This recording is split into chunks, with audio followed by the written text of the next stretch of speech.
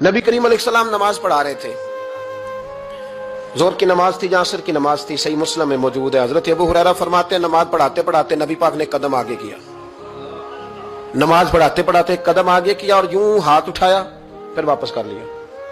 اب نماز پڑھ کے نا تو سلام پھیرا تو صحابہ عرض کرنے لگے یا رسول اللہ صلی اللہ علیہ وسلم وہ نماز میں پیر بھی آگے کیا تو ہاتھ بھی اٹھایا، تو وجہ کیا تھی؟ پہلا سوال تو یہ ہے کہ آپ لوگ نماز پڑھ رہے تھے یا حضور کو دیکھ رہے تھے؟ تو صحابہ تو پہلے ہی بتاتے ہیں کہ بھئی ہم تو پہلی صف میں نماز اس لیے پڑھتے تھے کہ نماز بھی ہوتی رہتی تھی اور چپ کے محبوب کی دید بھی ہوتی رہتی تھی۔ حضور سے پوچھا یا رسول اللہ وہ نماز پڑھتے پڑھتے قدم آگے بڑھایا آپ نے تو پھر پیچھے کر لیا، کیا تھا؟ اور ہاتھ اٹھایا تو پھر آپ نے نیچے کر لیا۔ تو نبی کریم فرمانے لگے نماز پڑھاتے پڑھاتے جب میں نے کہا نا سمی اللہ لمن حمیدہ، اچانک میری نظر اٹھی تو جنت میں چلی گئی، نظر اٹھی تو جنت میں، تیرے لیے 2-4 قدم عرش بری ہے۔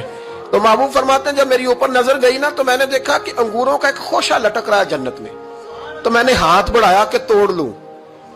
حضور کھڑے ہیں مسجد نبوی میں اور فرماتے ہیں کہ میں یہاں کھڑے ہو کے ہاتھ اونچا کروں تو میرا جنت تک پہنچ جاتا ہے۔ فرمایا میرا ارادہ ہوا کہ وہ خوشہ جنت کا توڑ لوں اور ذرا میں نے پیر آگے بڑھایا ہی تھا تو میرے دل میں خیال آیا کہ جنت راز ہے تو راز ہی رہنی چاہیے، یہ راز کھول گیا تو مزہ نہیں آئے گا، تو میں نے پھر وہ ہاتھ واپس کر لیا۔ صحابہ کہتے ہیں جب نبی کریم نے یہ بیان کیا تو ہمارے چہرے نہ تجسس سے کھیل اٹھے، تجسس سے ہم کوئی بات اور بھی سننا چاہتے تھے۔